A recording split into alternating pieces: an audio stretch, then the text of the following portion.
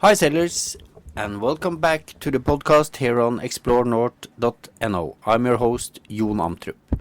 In this podcast, we're talking to Lena Scott, a US citizen who currently are cruising down in the Oslofjord. She is usually living in her 21 feet sailing boat out of Miami, but this summer she flew over and bought a classic Danish built sailing boat, a Spekkhugger, 24 feet, and she has been cruising extensively in this area. So this is actually a good solution for anyone want to explore the Norway and don't want to sail their boat over the ocean. And it's a small boat adventure, relatively cheap, and you get to experience a lot, because when you arrive in a harbor in such a small boat, you get a welcome unlike any other.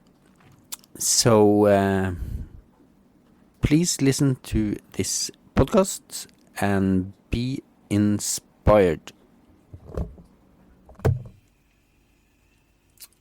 Okay. Hi, Lena. Hello. Hi.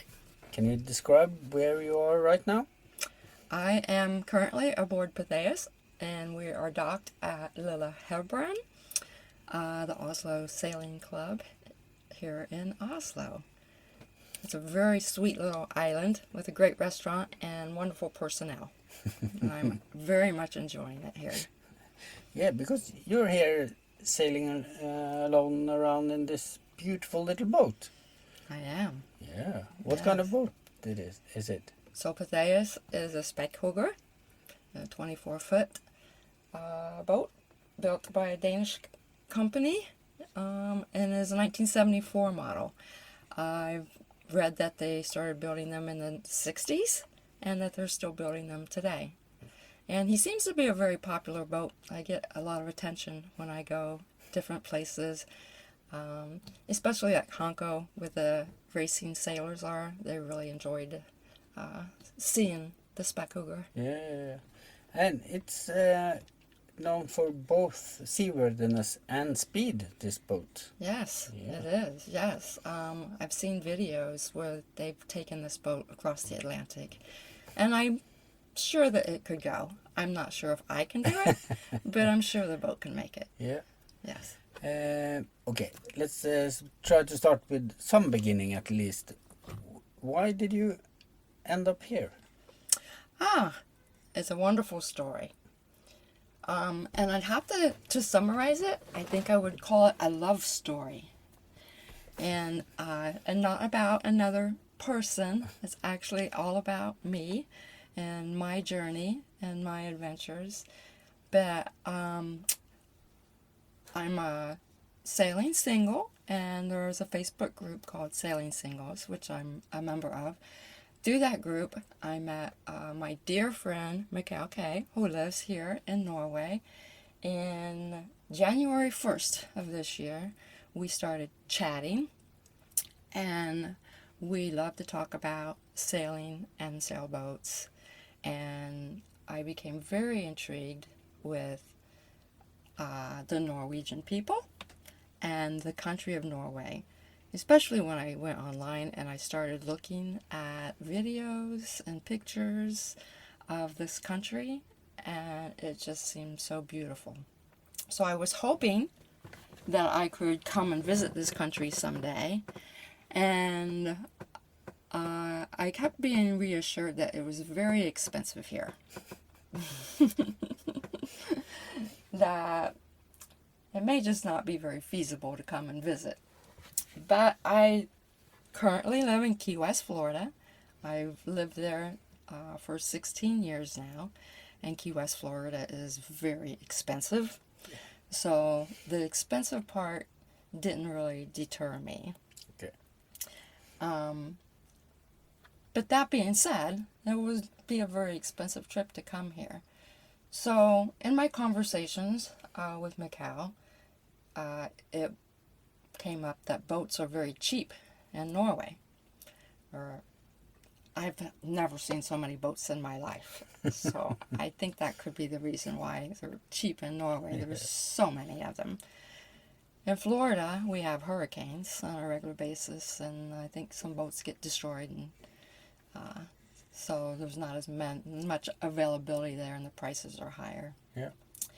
And I can say that I'm very happy with the purchase of Pytheas, and the docks where I've stayed here in Norway are much cheaper than Key West. So I think I found a way to have an affordable vacation in Norway. Yeah.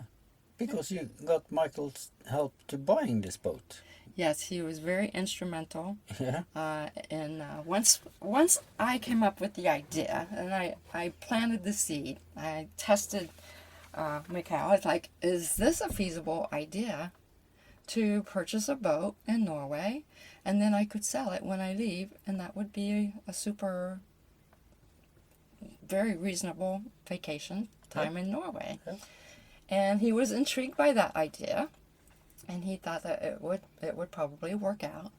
And the idea kind of just grew and blossomed into reality. Of course, I was looking for something a little bigger, a little more amenities, and over weeks, Mikhail and I looked at a Norwegian website with boats for sale and looked at many boats, and he actually went and visited a couple of boats for me. And we'd almost given up on the idea of buying a boat and perhaps renting something while I was here. And then the Spekkhugger came up for sale. And Mikhail said I had to have it. I wasn't convinced at first because there are no amenities here on this boat. There's no head and there's no galley. No.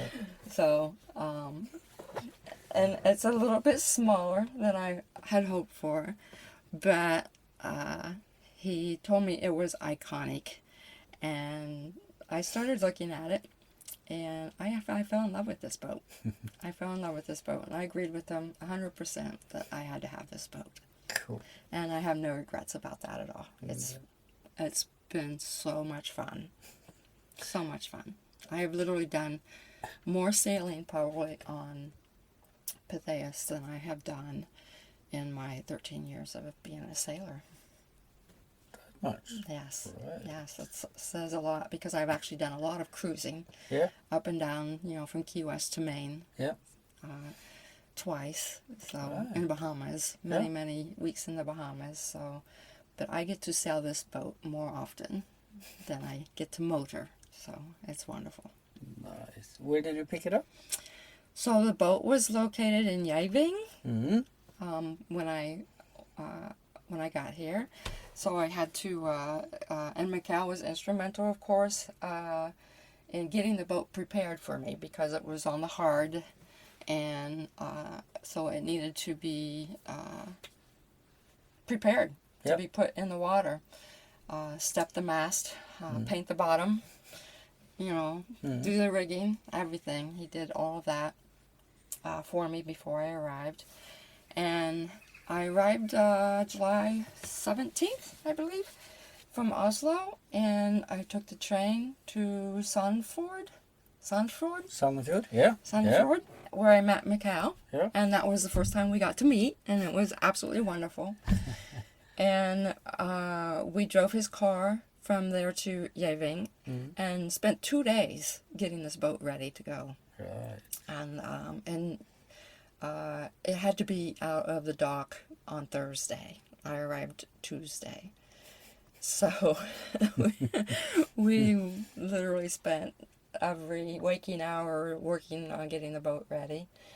And then Thursday he took off for home, and I left the marina on Pytheas, not really sure where I was going to go. I had a goal to go to Fredrikstad for the weekend for the tall ships. Yep. I love tall ships. I've spent a lot of time on tall ships in America. And I was really looking forward to going to that festival. So I headed north with the goal of trying to make Fredrikstad, but it was already Thursday. Yep. And I was going to be lucky to make it Saturday or Sunday. So I went north and I spent my first night in,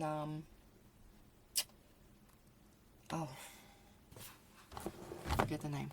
It's not a problem. So you said from Sandefjord? No, from Gjæring. From I'm not Gjæring. I'm not really sure where that is. To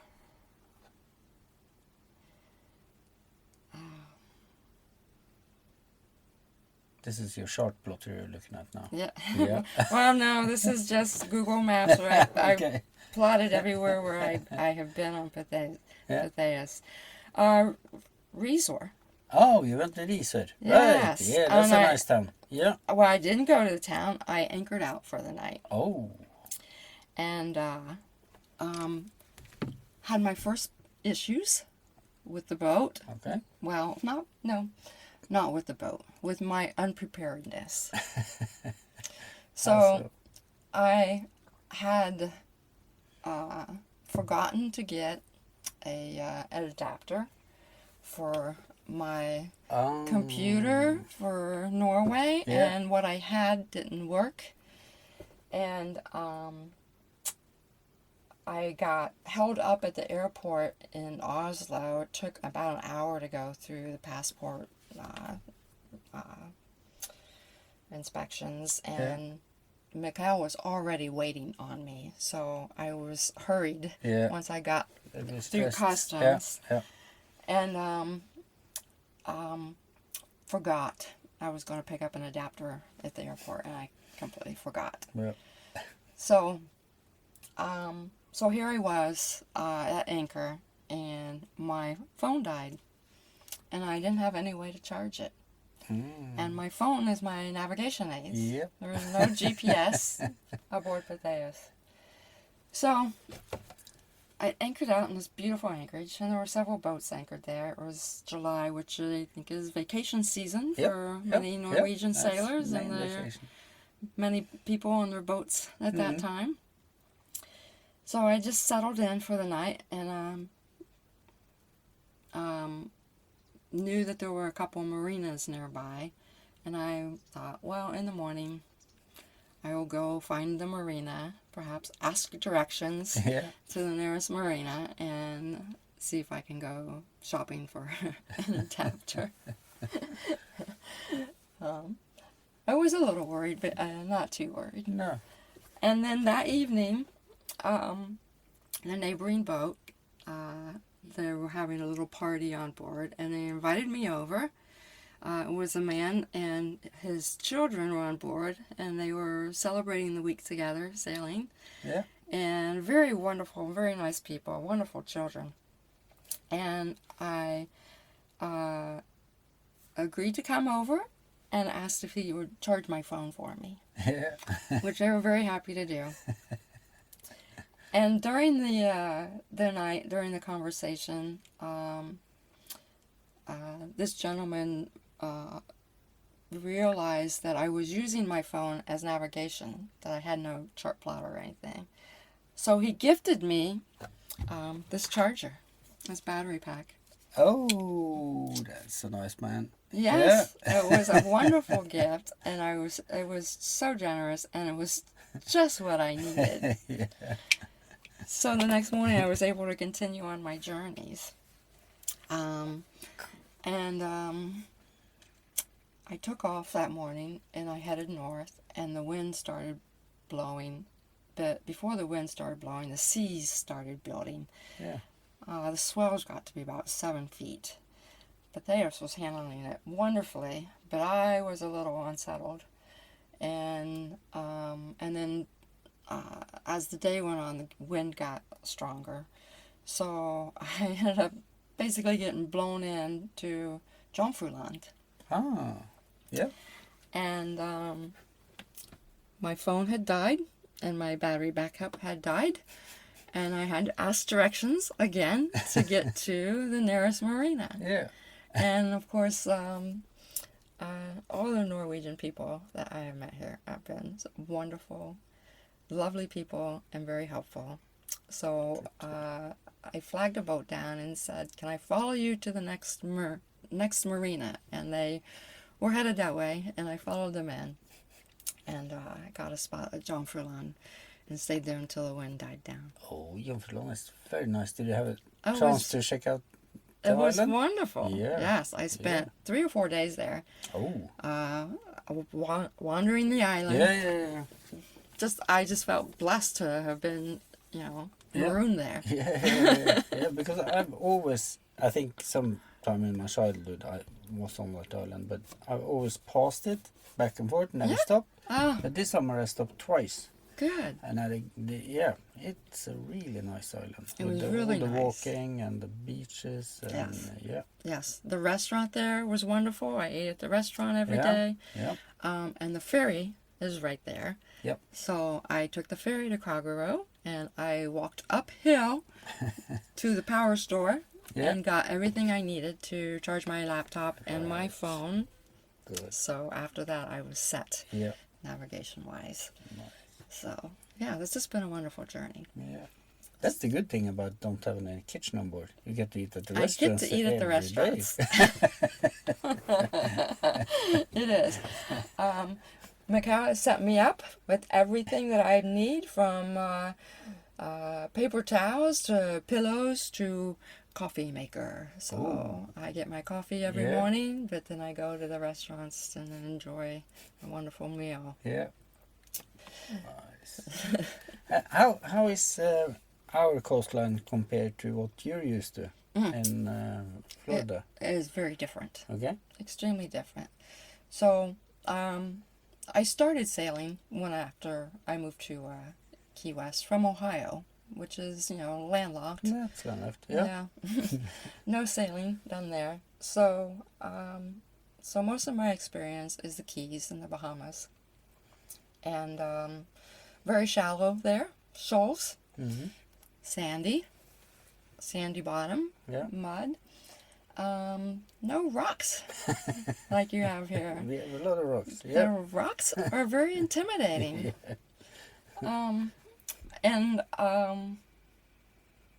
And I've seen so many boats tie up to the rocks, and Mikhail has been gracious and taken me out on his Lady Stardust, Yeah. and he showed me how to tie to the rocks, and still haven't done it. I'm still very uncomfortable with that idea. Though I think I will try it. I would like to try it Yeah, you before I should. leave. I Yep. should do it before I leave. So I'm trying to be brave. Yeah. I'm not a very brave person, but I do like to push myself and get out of my comfort zone. Yeah. So that's definitely different, but I think I could do it. There is a good spot to test that out on the way out there. On Sandspollen. Have you been there? No. It's just across Drøbak. It's a small, like a pond, or it's a narrow entrance, and it opens up, and it's very popular. There's lots of Okay. boats there. I think I have been there. Because Right. I went in there on my way up because I stayed at Drøbak, and then Yeah. I went to Høya, Yeah. Hoya. Yeah. Hoya? Yeah. and I went in there because Yeah. I was I had all afternoon sailing, and it was a Yeah. short trip, so I went in there to explore it, and yes, it was very calm, and Very calm. and Yeah. there weren't any boats in there. Yes, because when I went to Høya and I talked to a young 83-year-old on his boat there, and he told me about that place also, about Yeah. that would be a great place to go tie up and Yeah, try yeah, it out. yeah. And you can either tie alongside the rock or in and out, like Yes. Michael told you. Yes, So, but it's of course it's a little bit when you're alone. It's a exactly. little bit more hectic. It's more hectic Yeah, when it's you're more alone. So I hectic. think our attempt to try to tie alongside my first time, because I'm not comfortable and familiar with this stern anchoring system either. No. I've done it Yeah. now, but it's very different than anything I've done before. Yeah. Because you usually anchor out in where you come from. I spent the winter anchored out. Yep. We tie off from the bow. Yep. There was a couple of times during some windy weather where I had 2 anchors, so I threw one off the stern to tie myself off and keep myself from swinging so much. Right. Yeah. But normally we don't do that, and No. I've never done the Mediterranean style of docking, where you tie the bow to the dock and then you tie to Yep. a buoy at the stern. I've never done that before either. No. So, very different here. Yeah. Very different here. It is. But yeah, try it. You'll manage. And it's a manageable boat. This is a manageable boat. Yeah. Yes. It is. No bow thrusters or anything like that. No. So, but I haven't had any problem at all docking this boat. So I think I can manage. I just need to get a little more confident and a little bit braver. Yeah. It's just also very different. Yeah. But it's been probably, in all of my sailing experience, the most wonderful experience. And I think that's why I said that this is a love story. I have fallen in love with Norway. I have fallen in love with the beauty of the country. I have fallen in love with the people. I have had so many wonderful experiences, just the people that I have met since I've been here. Yeah. Just wonderful. I have been invited to their homes. I have got to stay in the guest cottage. I have just been treated wonderfully by everybody that I have met, and it has been a wonderful, wonderful story. Yeah. Yeah. Yeah. Nice to hear. And you spent some time in Hanke around the Europeans, or I don't know if they still call it the worlds, but yeah. Yes, so that was an unexpected pleasure. Yeah. I had got to spend a couple of weekends actually with Mikhail. We went to the Coster Islands and one weekend, and then one weekend we went to Sandre, Söndre, Søndre Sandøy, yes. Sandra Yeah. Solde, for a concert. Yeah. The Hovdan Social Club. Yep. Cuban salsa music, which I'm a dancer, and I love salsa music, and I got to spend 10 days in Havana, Cuba, this past March, learning salsa dancing, which I do all the time in Key West. Yeah. So, but I got to go with a bunch of friends from Key West. 10 days in Havana salsa dancing. It was wonderful. So when Mikhail told me that we were going salsa dancing, I was thrilled. Absolutely thrilled. Yeah. So, and then after that, you know that Hovden is an island just down here, right? No. Hovden, what was the name of the band Social again? Club. Hovden Social Club. Okay. Hovden is it's half an hour with this boat down there. And it has a golf course, and it's very posh. But you can anchor on all sides of it. It's really nice, and have a walk around it. Yes. So you can say you danced to the band and walked on the island. I will have to do that. I will have to do that so I can say that. I plan on coming back hopefully many, many times, because there's just so much to see and do here. Cool. But about Hanko, I ended up there completely by chance. Mikhail had he races with the half-tonners, and his half-ton boat is currently on the hard getting repairs. So he sailed with the Swedish team on Zante, Morgan Broberg and his son, and crew were sailing at Hanko, and after Mikhail had already left for Hanko, I asked him if there would be room for me to come there and maybe watch some of the races.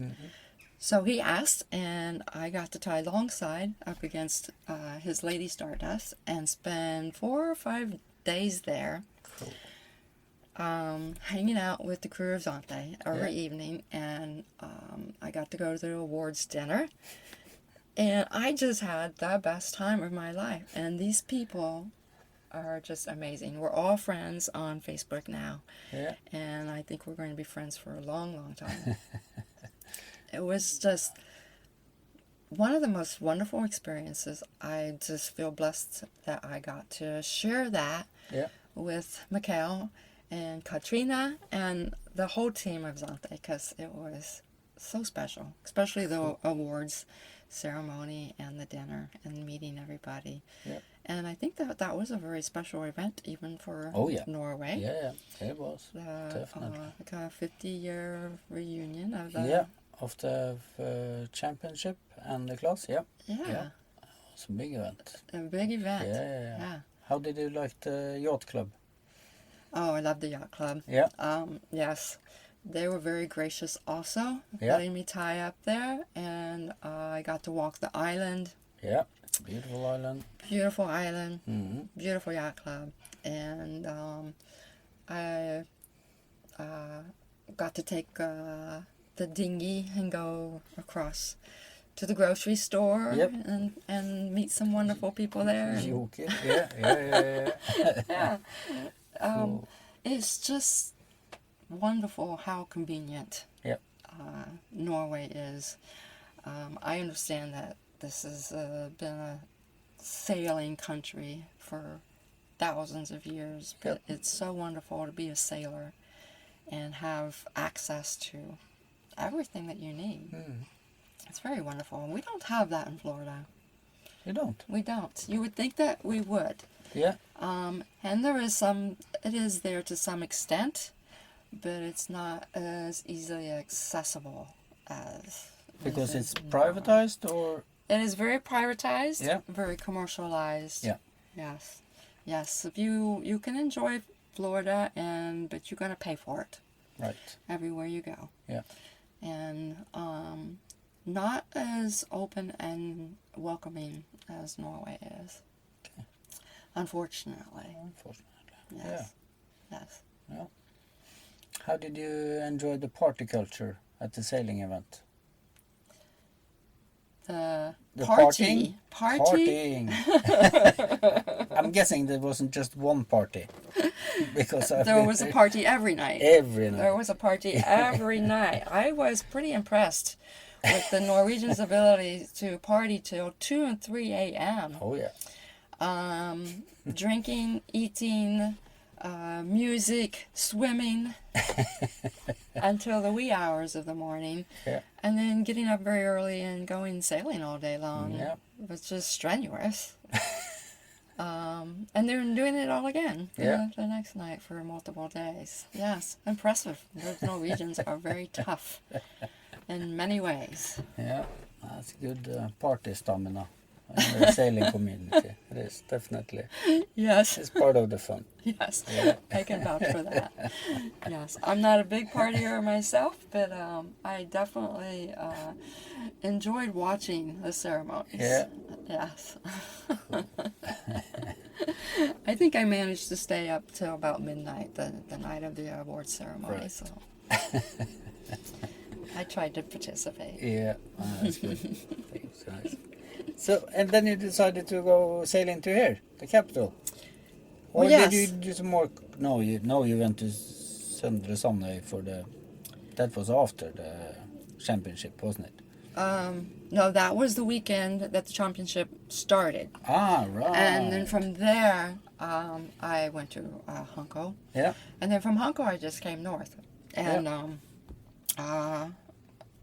went to Drobak and went to Oya.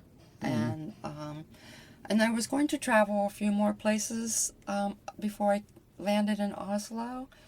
But I have a friend here that stays here at Little Helberan, and he was able to, he checked availability for me, and there was availability. So I decided to come on here. Yeah. And I'm really glad that I did, because it's wonderful. And I the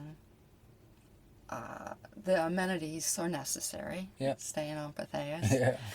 So, and since I've been here, I've been to the museums, which are walking distance. Yep. And I still have the Folks Museum, which I hope to get to tomorrow. And Katrina lives nearby, and we're going to go to the National Museum, and I want to go to the opera. And I also want to do a train trip to the West Coast. And Oslo's a perfect place to get on the train. Yeah.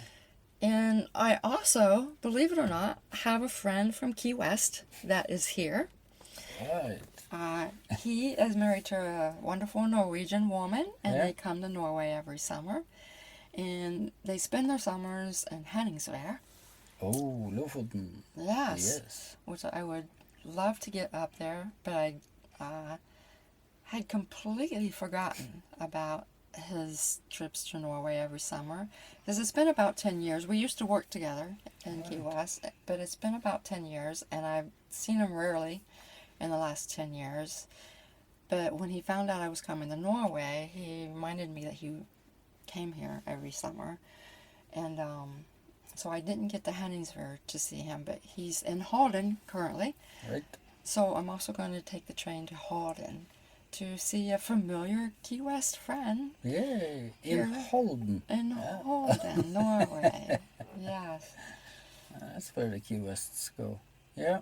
Well, that's where he is at. I don't know. But Where- you're saying you fell in love with the country and saying you're going to come back. Are you going to keep the boat? So story has evolved also. Oh. So purchasing the boat was, a big job for Macau. Yeah. He made it easy for me, but it was some effort for him. So when I was thinking about the efforts needed to sell the boat, and Macau works with a couple of nonprofit sailing organizations. Yep. So in conversation with him one day, I said, well, maybe I should just donate the boat to one of the nonprofits. I said, would that be feasible? Would they need a boat like Pytheas? And I think I got some wheels turning, Yeah. and it looks like that's what's going to happen, that the Pytheas will be donated to Yeah. a local nonprofit organization and be used and maintained by Yeah. the nonprofit in any way that they need to. And I may end up with rights to use Pytheas when I come back next year. Sounds like a fantastic solution. It sounds like a win-win-win situation Yep. For everyone. for Yeah. everyone. Yeah. So this is still in the works, but it looks very likely that will Yeah. happen. Yeah. And I'm just pleased Yeah. with that That's idea. very generous of you. Yes, Yeah. well, I just don't like being bothered with buying and selling boats. No, that's not fun. Buying is sort of fun, but selling is Buying not. is fun. Selling isn't fun. Selling isn't fun. So yes, I think it's going to be wonderful. Pytheas will be used and enjoyed by many, Yeah. and I will have a place to. Pytheas will be my summer cabin. Yeah. Yes, when I come back to Norway. Yeah. Are you thinking about, since you have a friend in Henningsvær, a summer friend in Henningsvær, and are you thinking about taking her for a longer trip? That would be a long trip. That's a long trip. Yeah. In a small boat. Yep. Yes, but I absolutely would love to do that. Yep. Yeah, I think that a trip to northern Norway and the Arctic Circle would be an unbelievable, wonderful trip. I'm not sure if that's something I would want to do by myself. Nope. Pytheas, I think, would be a good boat for that. Definitely. So we'll see. We'll plant some seeds and Yeah. see what happens. Yeah. Yeah. If you have enough time, there's no. Yes. Yes. Possible to do it alone Yes. too. I'm Yeah. very fortunate that I'm self-employed. I work online. I'm an accountant. Yeah. I have many business clients in Key West, small businesses. Yeah. I love all my business clients. I love small business. And I'm very fortunate that that I can travel basically as much as I want to. And I still do my work. And because all your job is basically online. it is all basically online. And I love going to Key West and visiting with my clients. Yeah. They're all wonderful. And I love Key West. So. Yeah. When I've been sailing up and down the Norwegian coast, I actually met quite a few remote workers. Yeah. Because they say that coming to Norway, there's cellular coverage everywhere. You get high-speed internet everywhere. So it has been. one of the guys I met up in Finnmark, he was a day trader doing stock exchange. Yeah. So when the weather was good, he was skiing. And when the weather was good, he was hopefully making money on day trading. I'm not sure, but that was he was doing tempting to make money. So he was combining skiing and making money on a sailboat. Yes. Yeah. It's a wonderful life. Yeah. It's a wonderful life. I'm very blessed. I've been doing this for 10 years now. Yep. I quit. I worked for a southernmost hotel in Key West when I first moved there in 2007, and the hotel was sold in 2013, and I quit working for the hotel at that time and became self-employed. So it's just been a wonderful experience. Key West has been very wonderful to me and has blessed me a lot, and I love Key West, and I love being able to call it home. But mostly I'm grateful that it has allowed me the opportunity to work remotely and travel. Yeah. You meet so many wonderful people in Key West from all over the world that you can't live there and not have a desire to travel to all these wonderful places that you hear about. And I'm just very, very blessed to be able to do all that. And I really feel that this opportunity, this chance meeting of meeting Mikael and meeting and becoming interested in coming to Norway is just really going to continue to bless my life. Cool. Key West and Norway. I think it's a perfect combination. Yeah. And I'm guessing you don't miss the hurricane season. It's been quite bad over there, hasn't it, this season? It has. We had one just last week. Yeah. Go through. It's ideal, actually, because Key West is not a place to be during hurricane season. No. The whole entire state of Florida is not the place to be during hurricane season. And before I thought about coming to Norway, I had planned on sailing the Gulf Coast of Florida, because that's pretty much an unexplored area for me. Yeah, I have been all up and down the East Coast and through the Intercoastal, all through the Keys, but I haven't been up in the Panhandle yet. So I'm definitely on my bucket list to do. And I was going to do that this summer, but I'm really happy that I got to come to Norway instead and not have to deal with the hurricane season. Yeah, is your boat okay? My boat is on the Hard in Libau, which is central Florida, so it is probably in one of the safest places that could be in, and still be in Florida. Yeah. Good. Because I was sailing now with a bunch of American guests from Florida, and they were tracking those hurricanes really closely. Yeah. Yes. So I was able to take my boat to Libau, and I ended up doing a boat delivery in California. I got to go to California for about 10 days just before my trip to Norway. Yeah. And I came back in time to take my boat to the boatyard. Yeah. I had like 2 days, Saturday and Sunday. I left for Norway on Monday, and I called the boatyard Saturday, and I said, I need to bring my boat in. They're like, yes, bring it here, and we'll haul her out on Monday. Wonderful old old Florida boatyard in Libau, Balhatchie Marina, owned by a couple in their 80s. Oh. And they are the most special people. Nice. So, and Belhatchee is quite a unique place. If you ever get to LaBelle, Florida, on the Caloosahatchee River, you have to stop in and visit them. Cool. How long are you planning to stay in Norway? I am here for a total of 10 weeks. I leave September 26th to the 27th. Right, so you have 3 weeks left. I have 3 weeks left. Yeah. Yes, and I still have so much more exploring to do. I'm a little bit homesick. Okay. Because it's probably the longest I've been away from Key West. Yeah. And I have a dog, and I miss my adorable sidekick, Dory, who is always by my side. Yeah. So a bit homesick, but not ready to go home yet. Okay. Good. Not ready to go home yet. Still so much to do and see here.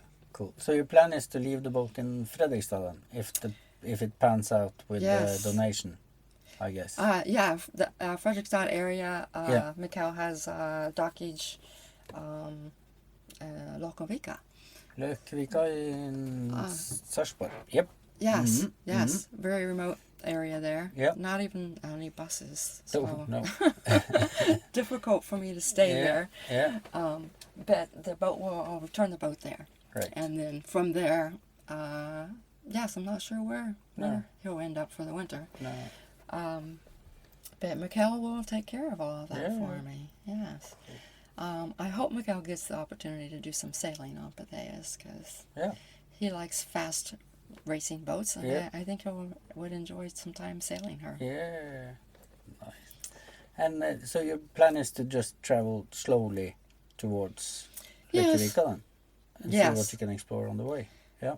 Yeah, I don't really like making plans, and I haven't really made plans. Of course, when you're a sailor, everything is weather dependent. Yep. Anyways, and when I stop at a place, people recommend different places where I should go next. So it's worked out wonderful. I've had some wonderful sailing adventures, and seen some beautiful places.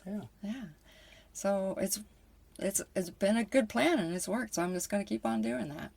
So who knows where I'll spend the next 3 weeks, but I'll end up in Løkkenvika and fly home out of Oslo. Yeah, but hopefully we'll see you back again another summer. Hopefully you'll see me back again next summer. Summer already. I'm already planning on coming back. Yeah. I hope to bring more Key West friends if they'll join me. And see all of my brand new Norwegian friends. Cool. Yes. Thanks for taking the time. Do you have anything you want to say that I haven't asked about? Just if anybody out there listening, follow your heart. If it leads you to Norway, you'll be very happy. I'll vouch for that. Thanks for taking the time, Lena. Thank you for your interest in my story. I really appreciate it. Thank you. Hi guys, thanks for listening to this podcast. I hope you found it interesting. If you want to know more about high latitude sailing, I can highly recommend, without blushing, the book I wrote together with Bob Shepton, High Latitude Sailing, Self-Sufficient Sailing Techniques for Cold Waters and Winter Seasons. You'll find it on Amazon, on explorenorth.no. You can follow the link to buy a hard copy. And there's also a lot of other books there that you might find interesting. Other than that, keep on sailing, guys.